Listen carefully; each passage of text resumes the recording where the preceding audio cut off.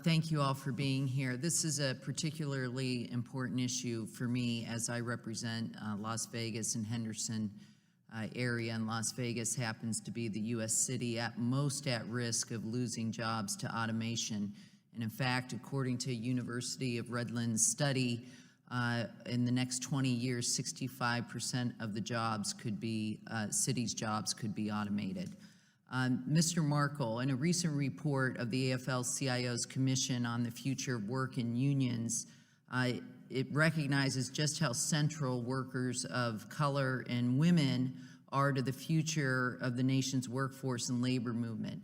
People of color will constitute the majority of U.S. jobs, of the U.S. population by 2045, and in just 5 years, women are predicted to make up more than half of all union members.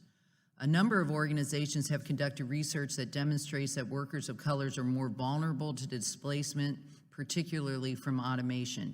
Similarly, research shows that women workers are more concentrated in those jobs that are exposed to technological changes than men, such as cashiers, secretaries, and bookkeepers. The pain of displacements for these workers will be compounded by the pre-existing racial and gender wage gaps they already face. Unions have, in my home state, unions have negotiated with casinos taking into account the potential effects of automation on workers. And I'd like to ask you a two-part question, Mr. Markle. First, what particular protections against displacement and its harms can the labor movement offer to workers of color and women? And secondly, what strategies has the AFL-CIO and other labor groups adopted to better address the causes of displacement that affect these groups of workers? Thank you, Congresswoman. As you know, Las Vegas is home to one of the premier labor management training organizations in the country, the Culinary Academy of Las Vegas. They are a partner of the Working for America Institute. And Unite here, the union, it's Local 226 there, has done exemplary bargaining both with the casinos and with Marriott around advance notice and upstream involvement of the workers in deciding how technology change is going to be implemented in the workplace. And with those workforces being, in both cases, majority women and majority people of color, it's that worker voice that gives them a fair shake.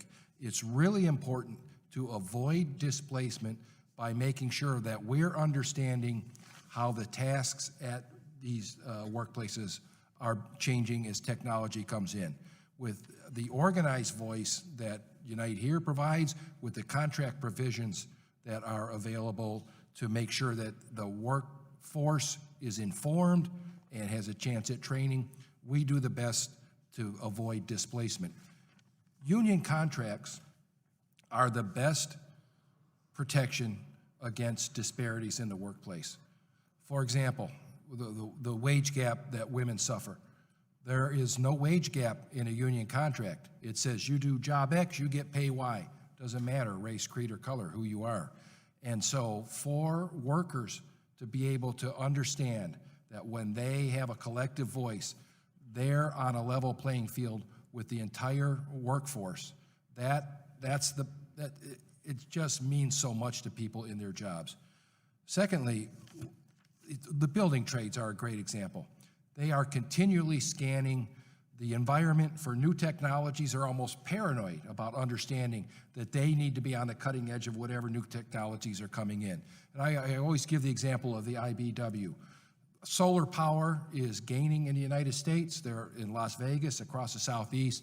Solar is becoming increasingly competitive. For years, the IBW has incorporated solar technician training into its electrician's apprenticeship so that as you're becoming a journey person electrician, you become skilled and valuable in all assets of solar installation.